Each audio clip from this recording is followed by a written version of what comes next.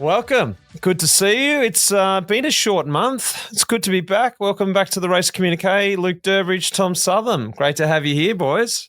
Good to be here. G'day, mate. Not too long since Durbo and I caught up, actually, in Hamburg a couple of days ago. Had a good catch up mid-race. Oh, we did. We did, actually, yeah. Oh, were you in the silent car again?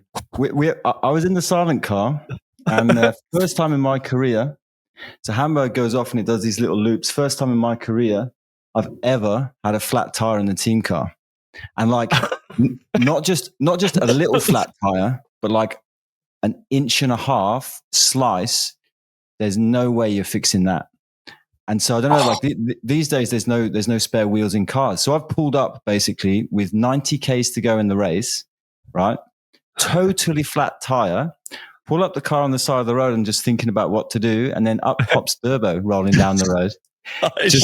With the car jack.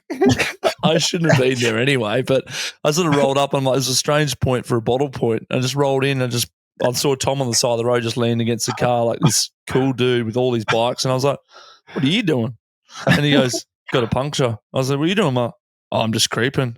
So we just sat there, we had a chat, and then I was like, "So are you saying that the boys are doing the lap and they've got no follow car?" And he's like, "Yep. I hope to God no one punctures because we have no one in the bar." we had nothing. So I let the race go back past, and then I like set off on three wheels, like following the last the ambulance, like ding, ding, ding. And then I saw Durbo at the side of the road, like pointing, going, "They're that way. They're that way." I was doing that. I had to drive to the bus and sit like with the car parked, like talking on the radio. It's like where the riders could hear me, because sometimes they were close. But okay, pull now, boys, pull now. If you can hear me, pull now. We need to pull. And then I kept having these German people like tack, tack, tack on the windows, like, "Do you know you have a flat tire?" I was like, "Oh, yeah." Thank you. So eventful day for us. But it was nice to catch up, Durbs. It was good to see you there, mate. It was. Wait, yeah. how far to go were you out of the race, Turbo? What were you even doing there? You don't have to tell everyone. I think I did 120K, so. Wait. I prefer how far to go. Yeah, exactly. That was well disguised. Yeah, I did 120K. It's 210K race, mate. Come on. It's not 180. 70 clicks to go. The race haven't even kicked off yet. How'd you even get dropped yet? Was it 200? Yeah. But you had a flat tire as well. I got you back into the race. You remember? And so I had another flat tire. So I had a flat tire, changed the tire. My mechanic gave me a flat tire. Oh, no, don't believe that. I got dropped. I got back on. There's no problem. But I railed the next corner and nearly washed out on my back wheel because my wheel was flat. I was like, "What the hell?" And he's like, "Oh, sorry," because with the tubeless they go down so slow. Yeah, right. He'd actually taken it out, put it on top again, and then actually came out and gave it to me again. It was Yasha Sutherland's wheel, and I literally came around the corner. I was like, "Whoa!" And then I had to change again. Anyway, you looked super happy about it when I saw you. You looked like you were discussing very politely with the mechanic. I was like, "What the hell?"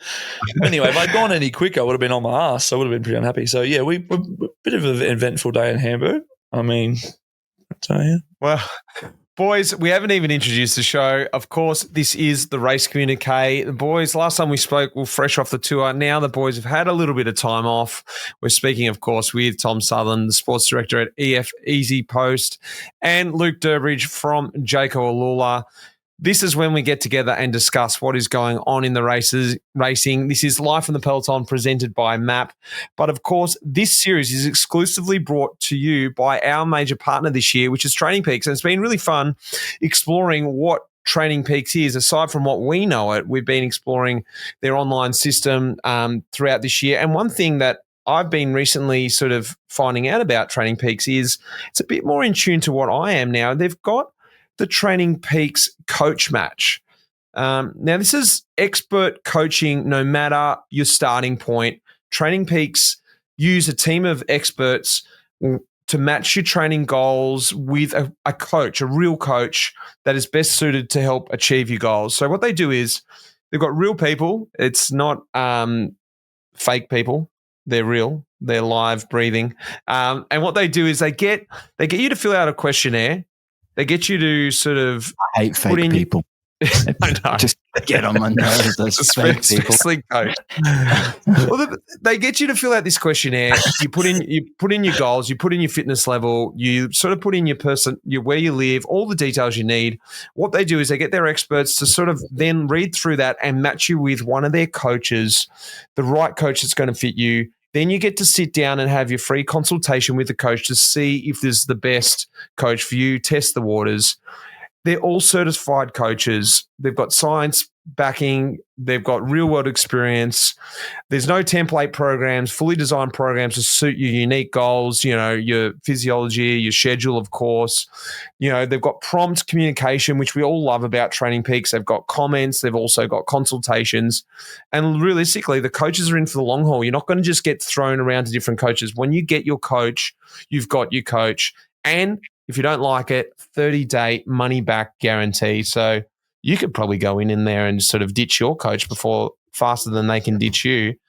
But Durbo, I was thinking back, this is a pretty cool system to choose your coach, because not often you get to choose your coach, especially when you're pro. You sort of just get assigned a coach. But I think we sort of changed the system anyway within our realm to go out and choose our own coaches as something that we started doing along the way. What's something that you look for when you go and choose a coach? What's the most important things for you? Yeah, I remember when we were coached by the team with the team coach, and you went out and got an outside coach, Ben Day, and I was talking to you, and you were explaining how he was, hands-on, and he was a little bit more maybe your style person, and you connected a little bit more, and you had this like little bit of specialness from the outside because you had your own personalized coach that you chose. And I think that's something that's really important, that this is a really good initiative, because when you choose something, you already have a better you're already going to get a better performance. I think there's a saying that a bad program that you believe in is better than a good program that you don't. It's a catchy saying, that, Durbs. Really catchy. Yeah. That saying's going to take off, mate. I have heard that saying too. Yeah, that is exactly how it goes. That is a saying, though. I have heard that. You guys don't believe that? I heard it down the shop earlier. I was getting some bread. Right, yeah. All right, that's my point. On that note, Southam, how important is actually to have a tailored program? Because I remember what Durbo was saying when I had my first coach, Green Edge. I realized that one of my teammates, him and I were going out and doing the same program. Be like, hey, Travi, what do you got on tomorrow? He's like, I've just got 3 hours cruising. I'm like, I've got 3 hours cruising. And then the next day would be, I've actually got 4 efforts on a long climb. Yeah, I've got 4 efforts on a long climb. We certainly knew, because we were just getting the printout, the old printout program. Go on, boys, go and get trained by the same program. Exactly the same rider. You were both exactly the same rider. One was sort of medium mountain sort of climber guy, and you've got a lead out guy. So, it's like I always say, a bad program. Come on, man. As if you've never heard that. It's like placebo effect. You got to believe it. No, it's true. It's true. I think, but having your own program, it has to work for you. Riders are different. Riders are different, and it's like as people are getting, everything's so much more dialed now. I think that the margins for things being wrong are much, much smaller. Back in the day, you probably weren't the only guys in the World Tour that were going through that experience. Probably there was quite a few. I think the riders are aware. You became aware, and riders are all aware now. You can't get away with that sort of crap. So it's massively important. And the margins are getting smaller, things are getting harder. So you need to do it. Yeah, and whether you're a World Tour pro or it scales right down, it's got to fit your schedule. I think it's awesome. Coach Match, go check it out. Training Peaks, they're our major partner here at the Race Communique, and enjoying having them on board this year.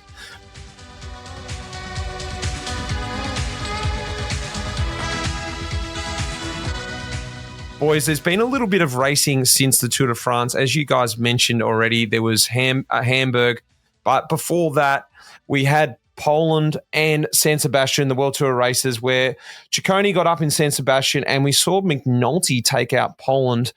2 credible results there for the boys. But we're on Grand Tour season again. We're on the eve of the Vuelta of España. Boys, before we get into the Vuelta, I thought it'd be interesting to discuss the Grand Tours. And what I mean by this is the Vuelta, in my opinion, is hands down the best Grandy of the season. We've got the best one last. Why? And I thought it'd be good. Well, are you ready? Yeah, I mean... The weather.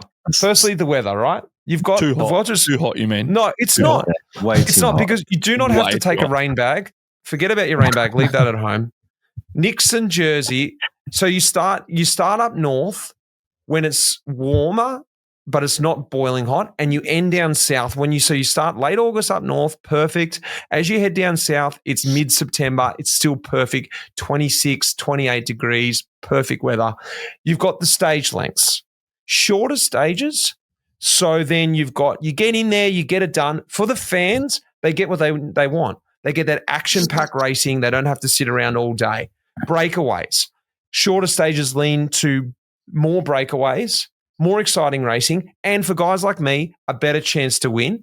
You've got massive roads, perfect for a pro to just sit in and cruise along. None of these little tiny roads, traffic, as you mentioned, Durbo in the Tour, traffic, furniture. You've also got a lot of summit finishes. And now, hey, you'd probably be thinking, why the hell would I want summit finishes? Well, the Vuelta has these hockey stick stages where you just get to sit, as you saw at Von 2, cruise along, uphill finish. Great for the fans because they get it. They can go to the final climb, watch the battle on the final climb. They can see an absolute GC battle on the climb. Great for the riders because you can just cruise to the bottom, cruise up the final climb. No worries about time cut.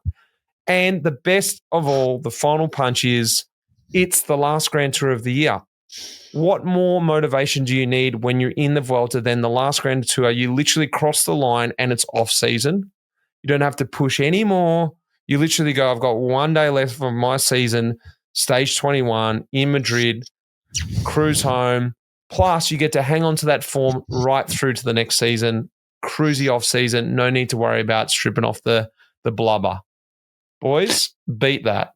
So it's all based around basically the gruppetto, not taking much luggage and having a beer after the last stage. A lot. I did hear the word cruising a lot. Cruising. I think that was like the thing. So Vuelta is cruising.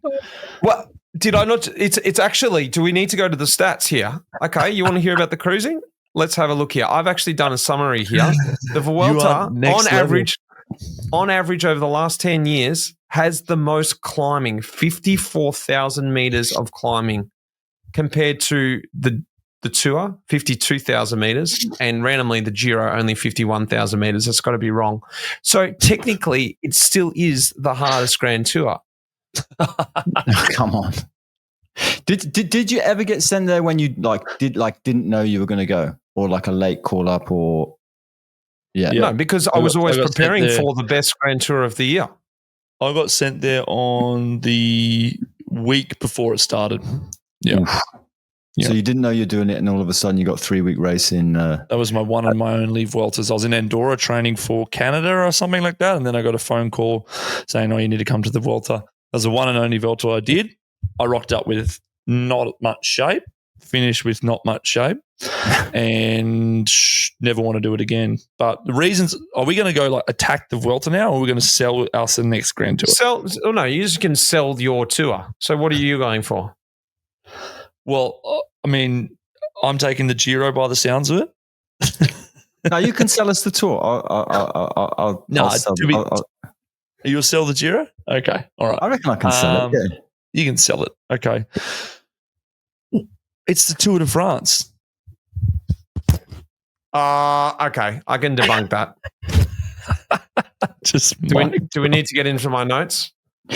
Okay, hit me with too many people. There's too much hype. Turns into an absolute circus. It's mid-year. It can be absolutely hot. The roads are melting. We've already seen that. Yeshiva Bolocki. Do I need to remind you of that? Roads just melting everywhere. It's so dangerous with the road furniture. It was 23 years ago. One person slipped on the road 23 years ago, and you're up. No, Tour's out. Dangerous.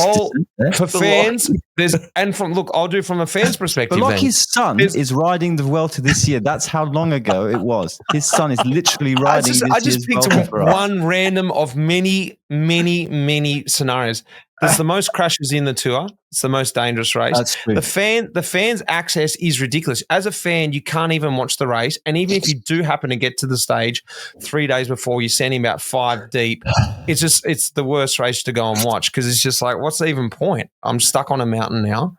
It's just an absolute joke, that race.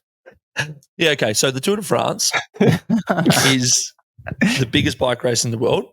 It's been around, most media behind it. Yes, it is a circus. But if you think cycling, you think Tour de France. So it's kind of like doing the hardest thing possible in cycling is the Tour de France because of everything around it. And you want to do the hardest thing possible on the bike is to go and achieve something like that. So just to finish the Tour de France, you feel like, oh my God, this is the best achievement in cycling, hands down. So going across the Champs-Élysées where the jets fly over and, the hype behind it. I understand the hype can be its downfall, but every single time July rolls around, you were like, love to be at the Tour. Even though it looks shit, it looks crazy on TV and it looks hard and it's all that, but that's where you want to be. That's when you grow up, when you're a junior, you watch the Tour de France. Hey, don't bullshit me. You're not growing up watching the Vuelta. No one is. No, you young 12-year-old. No, you were. I was watching it. I was watching Roberto Haras win his 4th Vuelta. I love that.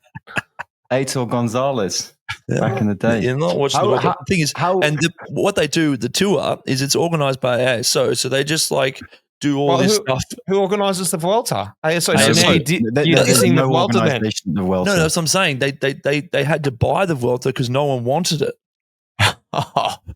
They saw the potential in the best race. They're like, we better get hands of this before it goes. It's like experimenting with the Vuelta. That's why they do all these short stages and they don't fuck with the Tour de France before the RCS gets it. Imagine how you would have felt about the Vuelta when it used to be, because it used to be before '95. It was in April. Then how far are we going back? How far are we going back today, boys? Are we talking about current era? All right, Southam. Have you got anything to talk about the Giro, the most beautiful race in the world, supposedly? Yep. So the Giro is great because everybody loves enormous 6-hour mountain stages that start uphill. Like everybody loves those with bad weather at the top of the climbs, wet descents almost every time when you go back down the other side. Getting stuck in traffic jams when you come back off the mountain is always good. People enjoy that. No, the Giro, I do love the Giro. I feel like it's it's a level of the Vuelta kind of feels like, we're all cruising. It's all a bit done. It's all pretty low key. But the Giro, the build up still happening. It's still properly in the season. You've got a lot of racing to come. There's opportunities there for breaks that can go. The race isn't always totally locked down until the 3rd week. And I mean, in terms of a race this year, if we stay with this year, I don't think you're going to get a better GC battle than the way it ended out this year. And that's all based on... Unless the Vuelta goes differently, but that was hands down the best this year. That was all-time epic. I mean, it was incredible. And even the fact, if you think back to when Yates lost it to Froome, that was also epic on a, you do get those turnarounds in the race, which the Tour generally by the last week is locked down. No matter what the course is, guys just get more and more tired. It's silly, the Tour. The Vuelta is it can be pretty closed for the GC. So I think the GC battle is the best at the Giro. That's why I would. Well, we'll leave it up to the listeners. We've pleaded our case. Send in what you think. Give us the answers. We can't decide here. Clearly, we're very split between us. I've still got a whole lot here we could go on about the Tour and the Giro if we still need to argument. But I think we've said our bits. Maybe you just do your own pod in a week's time, Mitch. If you just without us. There is a Life in the Peloton episode coming out. We could just dedicate it to why the Vuelta is the best Grand Tour in the season. The thing is, when you watch the Vuelta this year, it's probably going to be the most incredible Vuelta, and we're all just going to be like, wow. As every year, it is the most exciting. Okay, let's leave it there. I do enjoy watching the Vuelta, though. Yes. Let's get into this. That's because you've done the tour, though, Durbo. That's true. Well, let's get into this year's Vuelta. It is the 80th edition. 3,151K, 4 flat stages, 6 medium mountains, 5 mountains, 1 triple T in our town, Durbo, Figueres, just up the road. 1 time trial. And look, it has 10 summit finishes. They're heading up the infamous Angliru on stage 13. And also the Bola del Mondo, which haunts me, that climb. That is on stage 20 this year. That goes up to 2258 in altitude. Quick side story. My first Vuelta, I can't remember if I've told it. I probably told it on this pod, but I've definitely told this story many a times. I didn't know if I was going to make it. Time cut. I was shitting myself. I'm just going to say this. Me and Trav Meyer made a pact, mate, let's never leave each other on today. You know, we're going to get through it. Both of us were struggling. The break went. All of a sudden, Clarkey was in the break trying to get the KOM jersey, and then Moncoute started the break again on the second mountain, and the whole race exploded. We're like, oh no, what's going to happen? We get over the top of the climb. I'm struggling. I jump on the back of a car with Dom Roland. We get behind this FDJ car, scoot through this valley for like, I don't know, 20, 30K at 100K an hour. And I catch up to this group and realize that's the last group on the road. I think, oh my God, I made Gruppetto. I look around the group.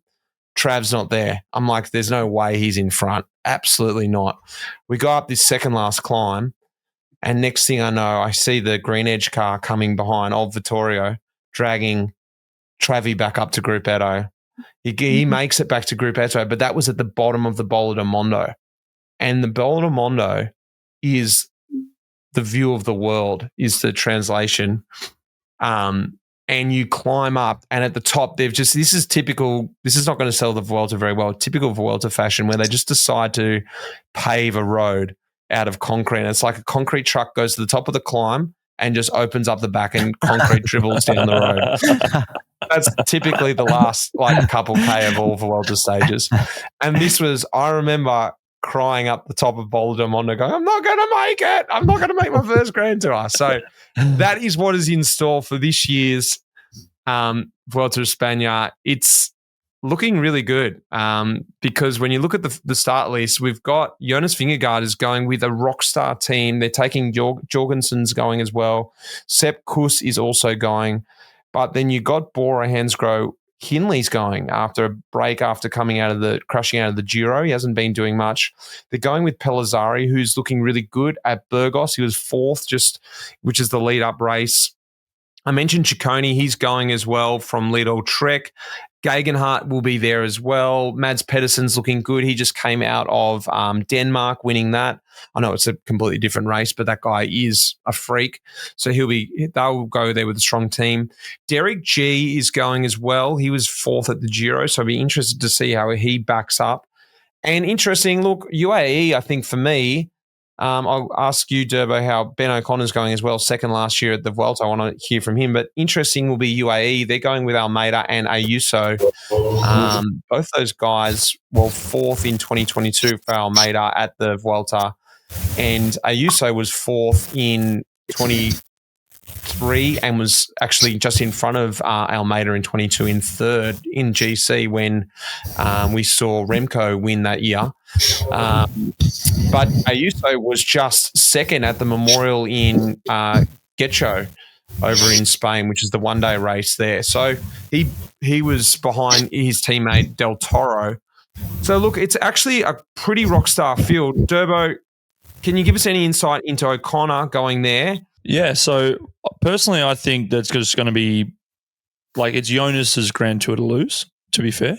I think Jonas is still, I know Poggy's, the above Jonas, but below Poggy, Jonas is hands down the best Grand Tour rider. And I think it's sort of like what Roglič used to do when he went into the Vuelta. Like it was like it's Roglič's Grand Tour to lose, and maybe someone might, with Ben last year, a really opportunistic ride, and he held on by the, for so long. It got to a point where I'm thinking Ben O'Connor's going to win this race. I can only see something like that happening to Jonas if they make a tactical mistake. But I personally think that Jonas is going to be the main guy, and then below that, it's going to be a race for the podium, kind of like the Tour.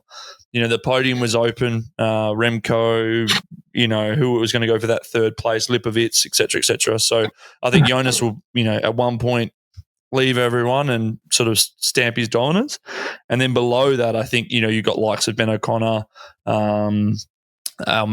Almeida, to me, I think it's such a shame he crashed out on the Tour, but the guy has literally won every stage race, 1 week stage race he's started this year. And if he's in any sort of form that he's been in, Almeida will be like one of your best chances for UAE. And I know Yuso is really good, but he still shows a little bit of weakness over the length of the Grand Tour, and he's still quite young. So potentially Almeida's their main guy. And I know with UAE, they won't let younger guys do 2 Grand Tours. So that's why I think Del Toro's not lining up, because I think it's a good option for him to do it. But he's under something's like an under 21 rule. They only let them do, or under 22, they only let them do 1 Grand Tour per year. So Del Toro's going really good. But yeah, with Ben, personally, I think Ben's going to be in really good shape. I think it was a bit unfortunate him crashing at the Tour. And I think personally he got that stage win just by pure hard ass. I don't think he had the shape to actually ride GC at the Tour after his crash. He was sore, he was, injured, and I think he just really thought he was a new team with us and he really wanted to show something, and that's why he's a really good biker. He just dug in and just, even without probably the right shape, still managed to get the Queen stage. But I think now with a bit of recovery, I've been riding with him a little bit. He's really motivated, and I think that podium is definitely a chance for sure. Was it lucky, that win at the Tour, you're saying? No, I'm not saying that at all. But I'm just saying he could really line up for that one day, but that day to day, you know what I'm saying. But the only reason is that the Triple T will have an effect as well, and that'll have it is 20K, so there could be some time gaps. We'll have Are you going to go on? Are you going to go and watch any? I went and watched the Catalunya when they did the time trial in Banyoles. I took Marlo up there. It was so cool to be on the side of the road, and they're actually doing a stage from Olot up to Andorra too. You should go up and watch one of the stages. Yeah, I'll be in Andorra, I think, when they come up here. So I'll be try and get on the roadside to see the boys, and then I head off to Canada. Southam, give us your thoughts on the Vuelta, mate. Can Vingegaard come in? Because at the end of the day, last time he did this, Sepp Kuss rolled him. Yeah, I think I see him as the winner. I think that he finished the Tour pretty motivated already to come. Like what I was picking up on, like they're already Visma were motivated to come to the Vuelta, which was like the opposite of the vibes you were getting from UAE, which was just like, let's get this race done. Like Pog wanted to rest. I agree 100% with Durbo. It's like Pog put him in the shade in July, but actually he's still so far ahead of everybody else. I remember like a few years, I think it was last year or 2 years ago when he did, it was before his crash, and he did like a Gran Camino, which I know is a small race, but man, like I've just like the way that guy moves when he goes, it's phenomenal. Because when you look at him, he's got like that arched back and slightly odd position. You think, but like when you see it actually going firsthand live, it's like, man, this guy is just like born to go fast uphill. So I think it suits him. The team's obviously going to be super motivated. They've won the Giro, not the Tour, but they're going to come back and I think they're going to go hard for it. I think Ayuso, for all intents and purposes, is a step below him. So they're like a podium contender. I think Pellizzari will also pop up, like you said, Durbo. He had because they had to stop him at the Giro, slow him down, wait for Roglič, and then before he pulled out of the race. So it will be a good battle. You always get the odd guys pop up at the Vuelta as well, who have been under the radar. What about Ciccone? Because he actually dropped Del Toro in the stage in Burgos. San Sebastian. In San Sebastian as well, we dropped him as well. I just think like the 3 weeks to put it together for 3 weeks is. I remember talking to Bettiol about Ciccone at the Giro a few years ago, and he's like, he will never, never, never last for 3 weeks. So maybe he's developed as a rider, maybe not. But personally, I bottom, like lower end of the top 10, I could see it with a bad day, and you still stay up there, but not fighting for the podium seemed a stretch to me. Well, boys, once the Vuelta wraps up, it's not too long until TDU. You boys will be starting to get yourselves ready because I went over. Yeah. Believe it or not, it's the first time ever I've got I'm getting these odd phone calls from riders like, so Tom, about the TDU next year. It's like, whoa. It's Mate. June. I had a phone call in June from a rider asking to do the TDU. So you were bloody heckling me when you knew I'd been across to Adelaide to chat to Stewie about the stages. You're like, mate, give me the lowdown, give me the stages. I'm like, mate, I'm under embargo. I can't give you that stuff. That's secret knowledge. But it's out now. Have you seen the stages? What did you think of the stages? It's officially the most exciting race in TDU history. I can tell you I'm happy I'm not riding it because it's brutal this year. They've got a prologue to start. Then they're going straight up. They've got a stage out at Tanunda. Stage 2, they're heading out and they're going twice up the corkscrew. This is the first time they've ever gone twice up the corkscrew.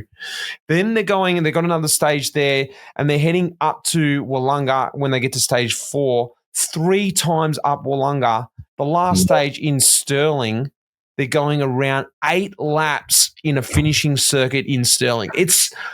It's brutal this year. It's so hard, but yet it's so great. What did you think of the stages when you saw them, Southam? I really like it. I mean, we had a prologue a few years ago, but I think they've changed it, and we're not going to go down the bike path. So, because remember they had the boat in the river in case anybody went off, and basically the whole bunch fell off. I like it. I think that it's going to suit. It goes in the direction of the Australian riders, the home riders, because then they're more used to getting fit at that time of year. The climbs are what they are around there. They're sort of 6-7 minutes. They're never going to be any longer. So you just need to be in shape.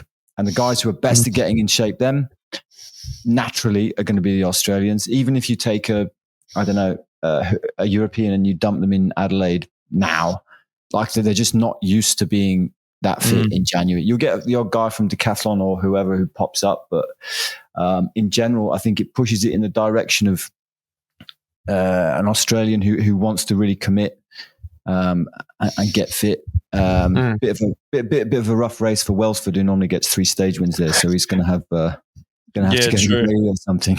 He's going to have to get his Tanunda stage, and you'll have his maybe the prologue and Tanunda, and that's about it. Prologue, yeah, prologue. Yeah. No, I think it'd be a great race. And like I said, there's already riders, like it's piqued the interest of the riders, which has never happened. Like I've never heard before.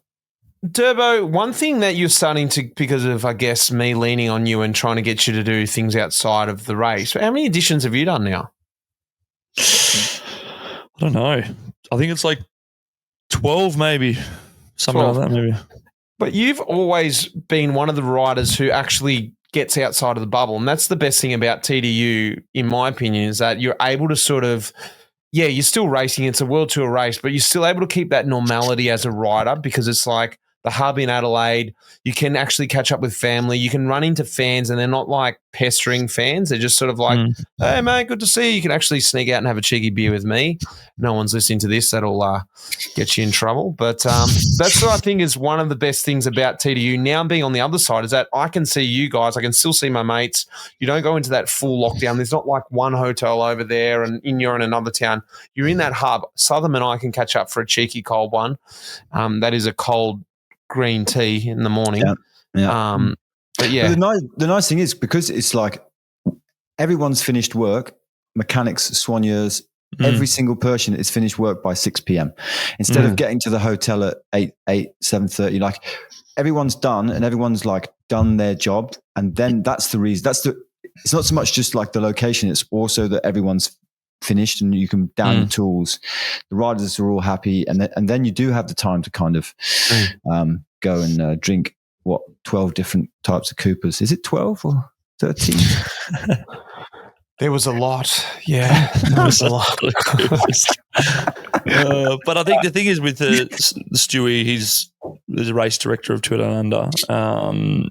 Like he's had to, you just got to keep like progressing the race. And I think like, you know, I would be like cautious of trying to make it harder and harder and harder and harder. And then you become just a normal World Tour race that like no one can actually enjoy it anymore because it's actually just so bloody hard. But it's like Stewie has done a good additions of just like, okay, last year was some sprint stages for Welsford and then wasn't a prologue, but then this year's I'm bringing the prologue back. So it's not like now we do prologue and we only do prologue and we only do this and we only do that. Like every year he's been race director. He's always gone like, okay, this year's going to be like 100%. Like last year was like punchy climb at Navarres. Not saying Navarres couldn't win this edition, but it leans towards, say, more of a climber, you know, like maybe it's a Chris Harper, like more of a diesel, but like because it's 3,000 meters of climbing, maybe it's a little bit harder for Navarres to win that race. So yeah, I think it's really exciting. The only like it's going to be the 3 key stages. Obviously, the corkscrew twice means the gorge road downhill is twice, which is hectic. But the second time there'll be less people. Yeah, that's true. True.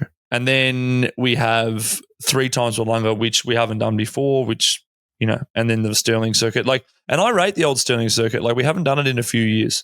So that was always a good one, but to do it 8 times is pretty solid. So, well, boys, we'll be catching up there, and all 3 of us will be on the ground at Tour Down Under. So, Durbo, can you give us a little bit of inside knowledge of what's been going on in the Pelo?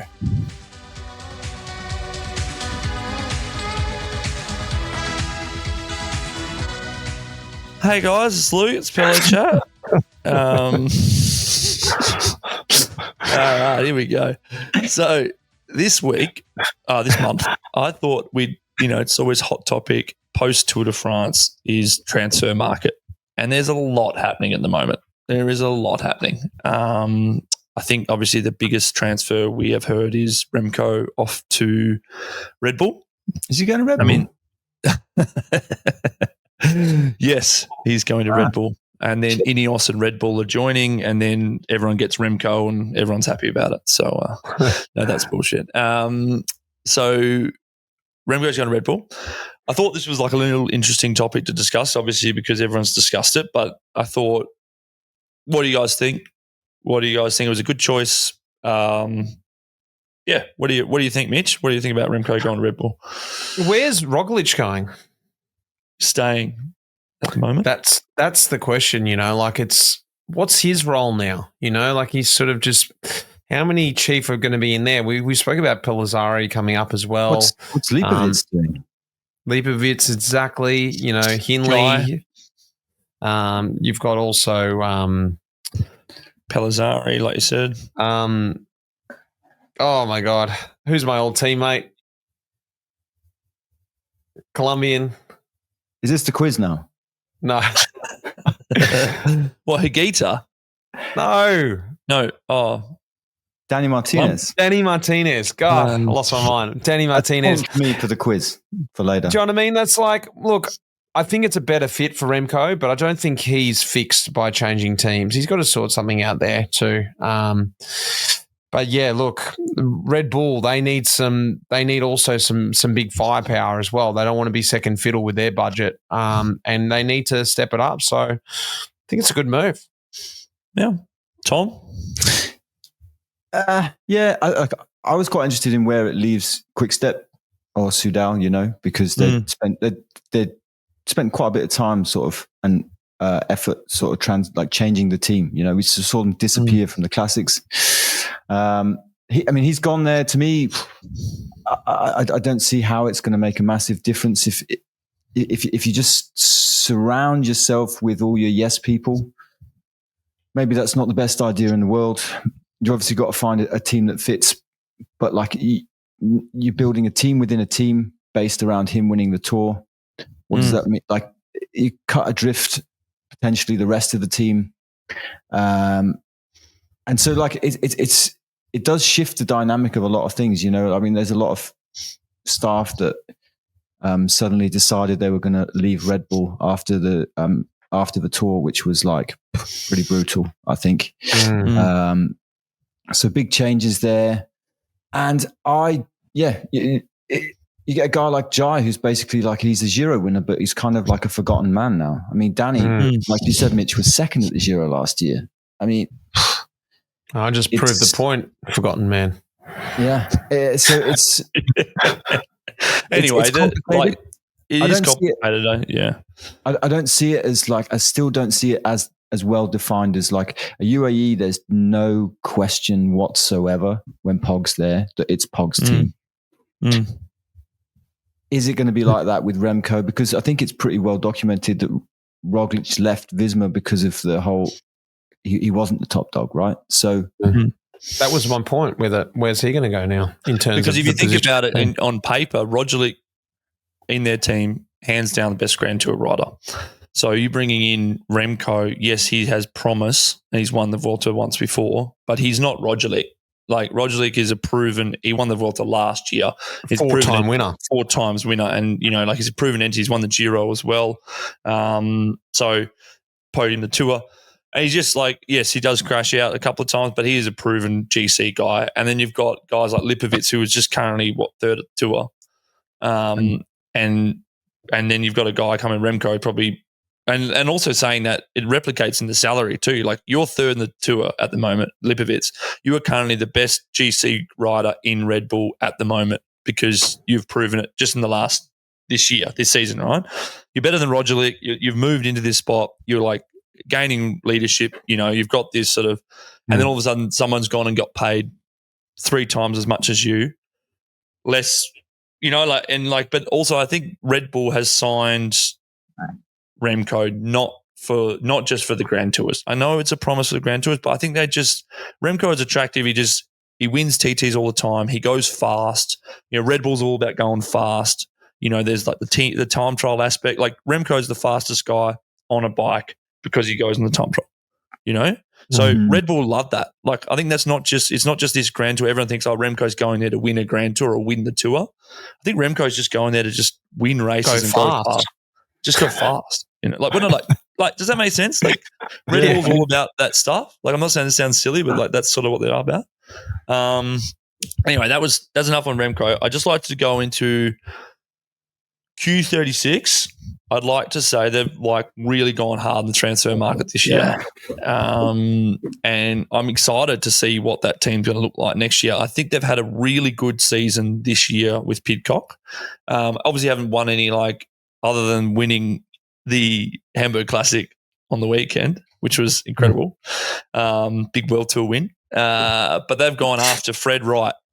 So classic bolstering. They've gone Eddie Dunbar is going there. For climbing support. You've also got, I've heard Globe is also going there. So we have like a few big signings at Q36, which obviously you keep Pidcock. We got a few other guys re-signing there. You know, Damien Housen's still there. Mark Donovan's still there. They've got quite a good group. And I think they've already proven this year that they are stepping up because I would say that Tudor had a better setup to start with in terms of the two Swiss rivalries. It kind of looked like Tudor was sort of like the better of the pro-continental 2 Swiss teams.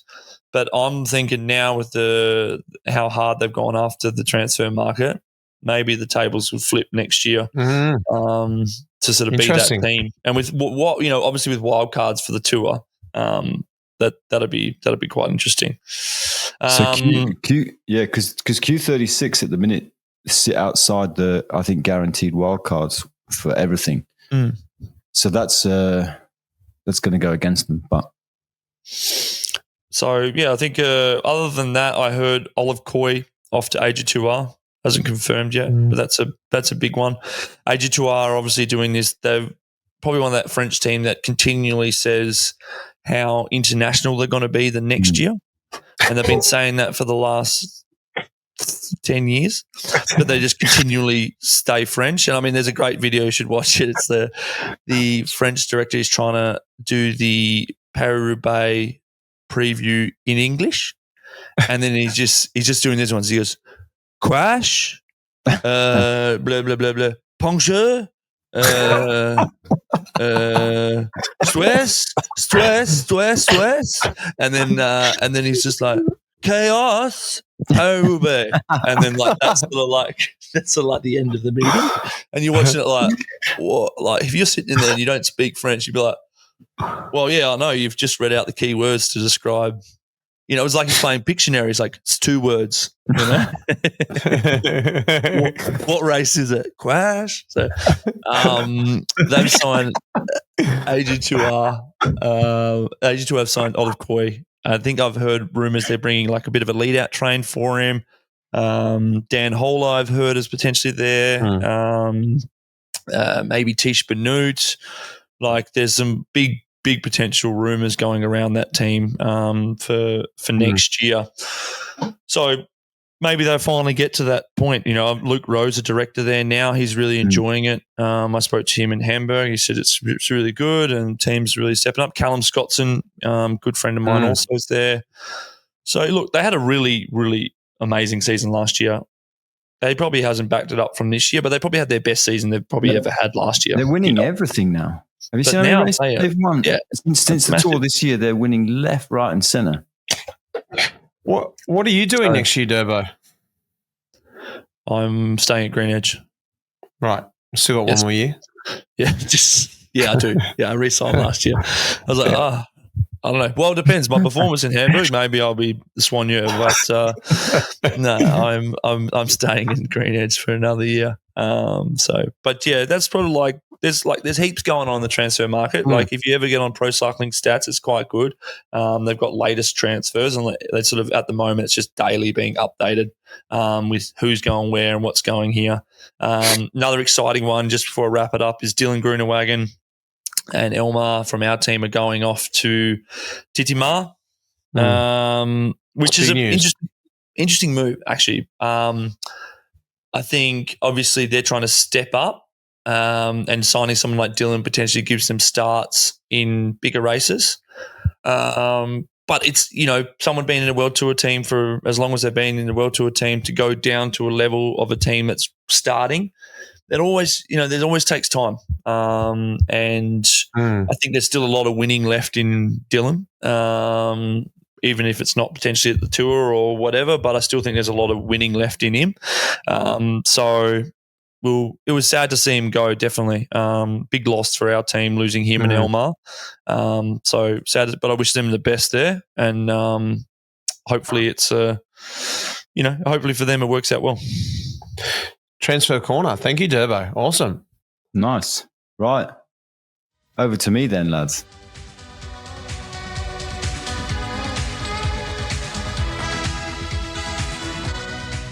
Yeah, let's do it, Southam. What do you got for us?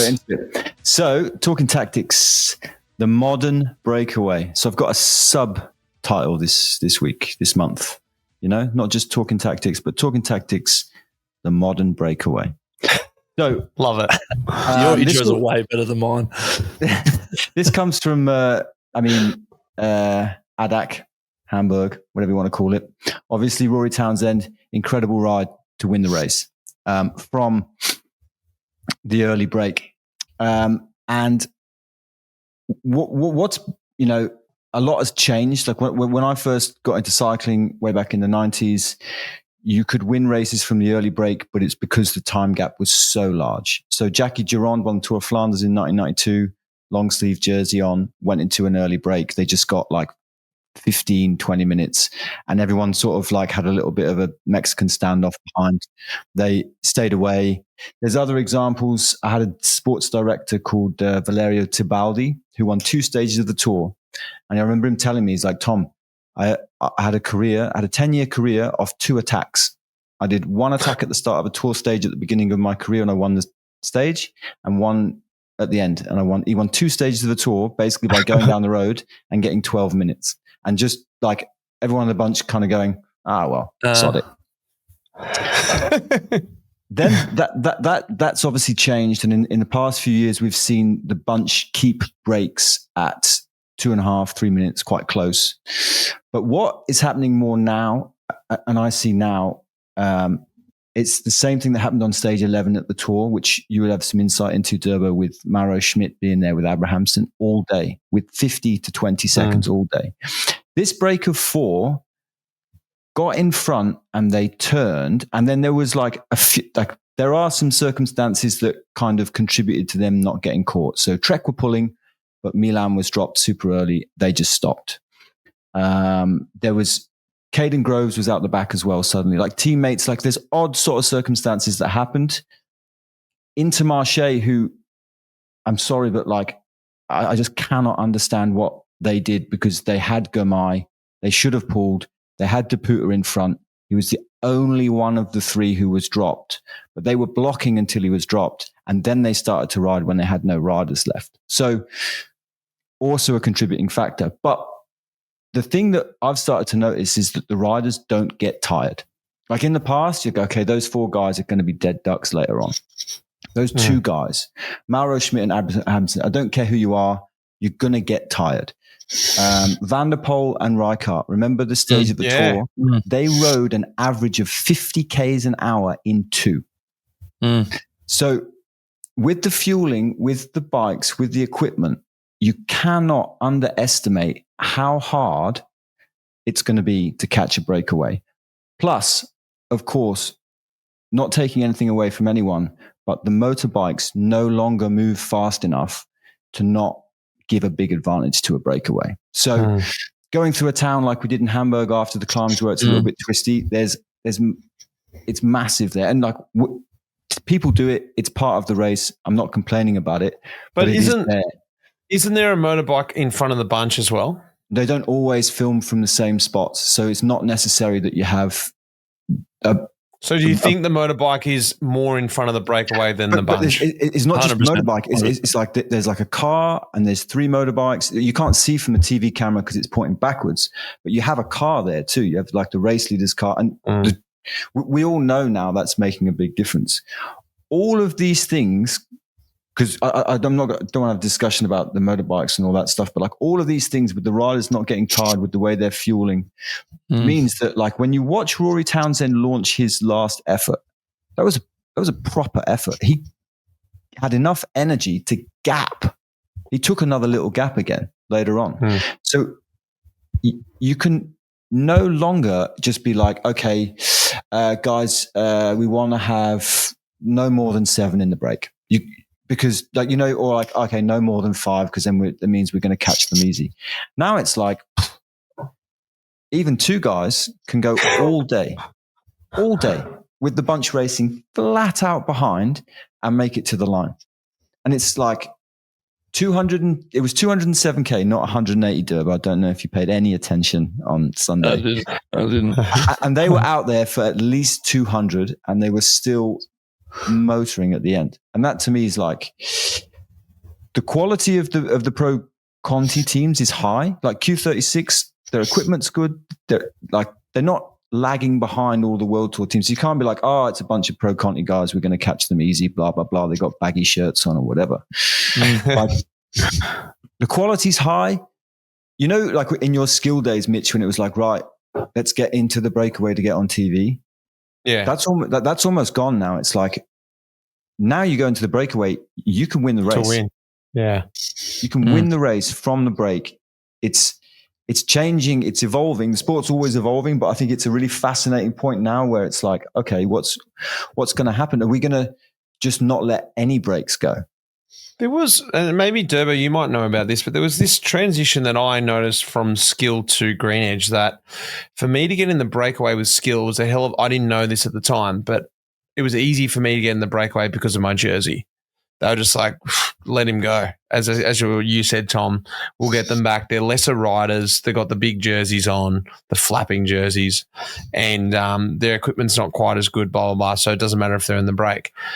Then when I got a green edge jersey on, I couldn't get in breakaways anymore because suddenly we were a threat. You know, for instance, we had a sprinter, Gossi, don't let them get in there because we need to chase them, whatever.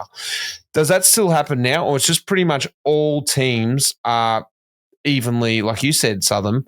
Doesn't matter if it's Q36.5, a lower team, it's still a threat. So every team is more or less hard to get in the break.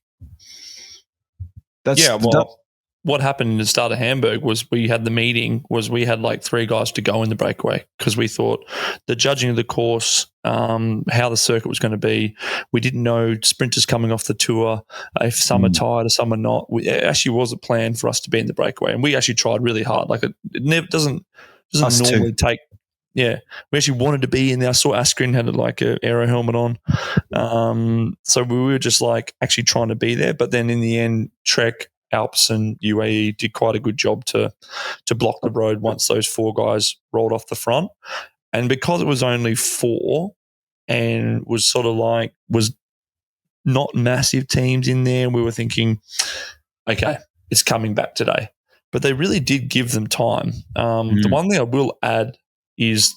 But you didn't go slow. We didn't go slow. Definitely didn't go slow. But I would say that the type of effort makes a huge difference too. So say you go training, you do a continuous pace, it's zone 2 ride or whatever, or you go out and you ride easy and then you do like 10 sprints maximum, and then the complete effect on the body, you will get tired. So what I would say is the bunch, the run-ins to position, these run-ins are causing they're huge damage to the legs. You're doing between 10 seconds to 1 minute efforts to be in the position, to be in the right spot. And that really gasses you. So when you get over the top of the climb, you were just like, where the break is just like steady. We go steady all day, the exact same pace. There is no fluctuations in efforts. There's no sprints. There's no nothing. So in general, like the TSS, if you think the training stress score on the body is probably a lot lower being in the breakaway than it was being in the bunch. So this is kind of why you think where Rory did at Hamburg, he did 1 sprint, maybe 2, 1 to get in the breakaway and 1 to win the sprint when we're in the stage. But the guy behind, like Delee's probably done 50 sprints that day to try and be in a position, So that's also another big thing as well. Well, yeah. Don't let him out your sight anymore. Otherwise, it's gone. It's gone. Well, that's it. 20 seconds, 200K to go. Well, you're going to get numerous times to see that in the best Grand Tour coming up around the corner, because it is a breakaway fest in the Vuelta España coming up. The 3rd best Grand Tour. Send in your comment, your votes. I'll get the poll up once the votes are tallied. Southam, you've decided to. I had the quiz ready, but you messaged me before we decided to get things going. You said, "Hey, I've got a quiz ready. I want to do the quiz." So the Quizmaster's back. That's it. That's right. I had quite a long time to prepare this one. Mitch apparently had a dream where he was sleeping and he dreamt that he sent me a text saying, "Can you do the quiz?" Which I pointed out is a pretty poor dream. Like in general, just dreaming about sending a text to me is like pretty low. I just thought you would have been onto it because you didn't prepare last week when we all said that you would do it. So yes, let's go.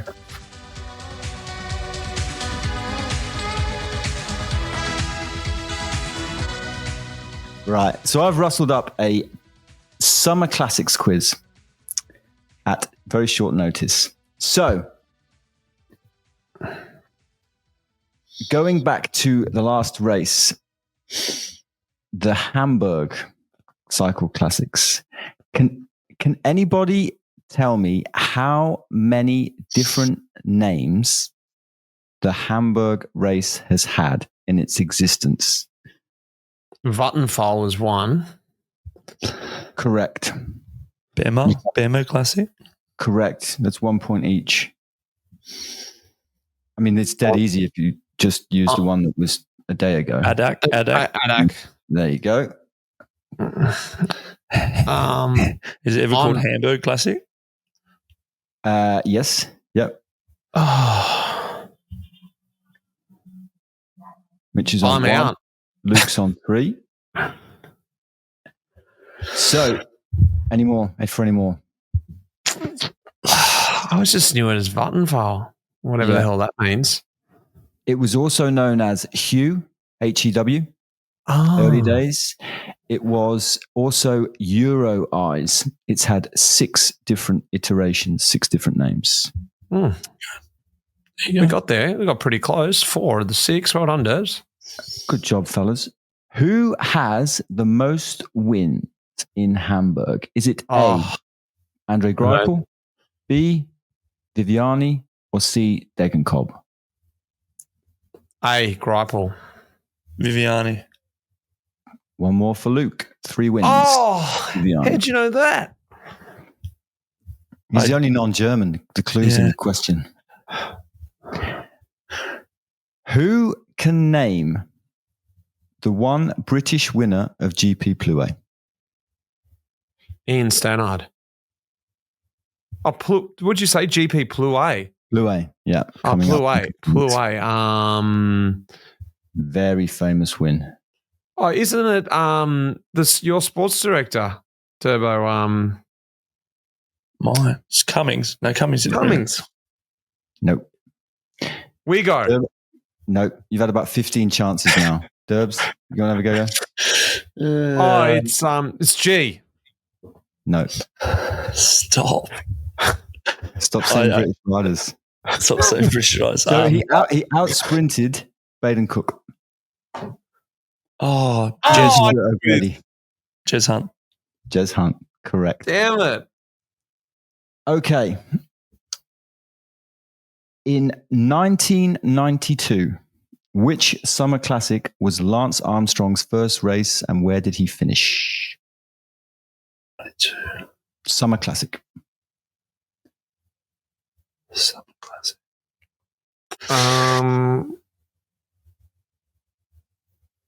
It wasn't San Sebastian. Correct. Nice. And he finished? Second. Incorrect. Third? Incorrect. Dead last. Huh. The next week, he finished second in which now defunct summer classic that doesn't exist anymore. The next week he finished second. I'll give you a clue. It finished on a track. Plouay? No, sprint on a track. On a velodrome. Mm. No idea. What country is it in? Switzerland. No idea. Zurich. Did it finish in Zurich? GP Zurich. Yep. Yes. Yep. GP, yes. There's not enough questions for Mitch to beat you. Don't worry. You're so far ahead.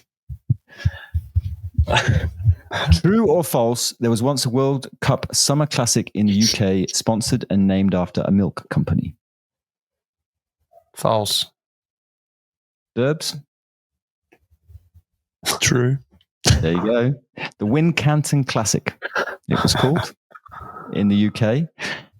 Final question. Now working as a sports director at Movistar, who is the only British winner?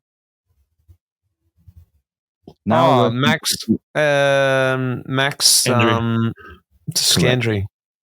Correct. A resounding 7-3 win for Luke Durbridge. Summer Classics master. He can't finish Hamburg, but he can definitely do a good quiz. Come on. If it had only been the Spring Classics. I also didn't finish Hamburg, so don't worry about it, mate. It's first race I've DNF'd in a car, put it that way. So,